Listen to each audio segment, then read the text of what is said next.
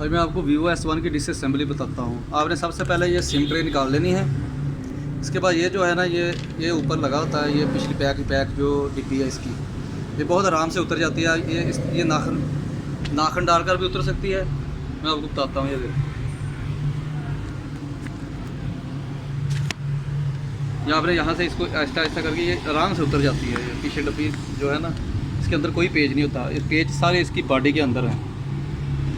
ये देखिए, अगर आपने ये नीचे वाला हिस्सा देखें तो ये पेज यहाँ पर हैं। ये देखिए, ये पेज है, ये पेज है, यहाँ पर पेज है, यहाँ पर पेज है, यहाँ पर मैं पहले खोल चुका हूँ, लेकिन ऊपर वाला हिस्सा मैंने अभी नहीं खोला क्योंकि मेरा काम नीचे है। हमने इसका स्पीकर चेंज करना है, तो हमारा काम नीचे है, इसलिए हमने सिर्फ इसका नीचे वाला हिस्सा खोलना है।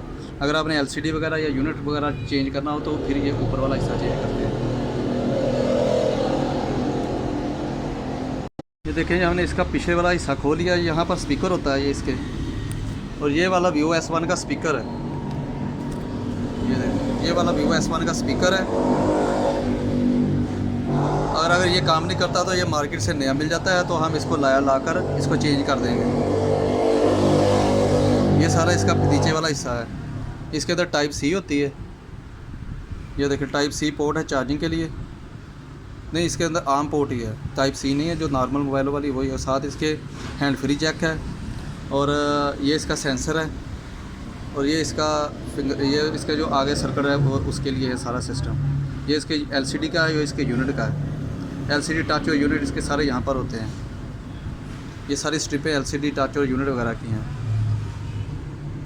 ये देखें, ये स्पीकर में से आवाज़ आप देख कितनी तेज़ आ रही है। ये हमने इसका स्पीकर ठीक हो गया है, और इसका रिंगर जो था वो भी ओके हो गया है। हाँ, मोबाइल कॉलेज रोड चीज़ा उतनी। ये जो वीवो S1 है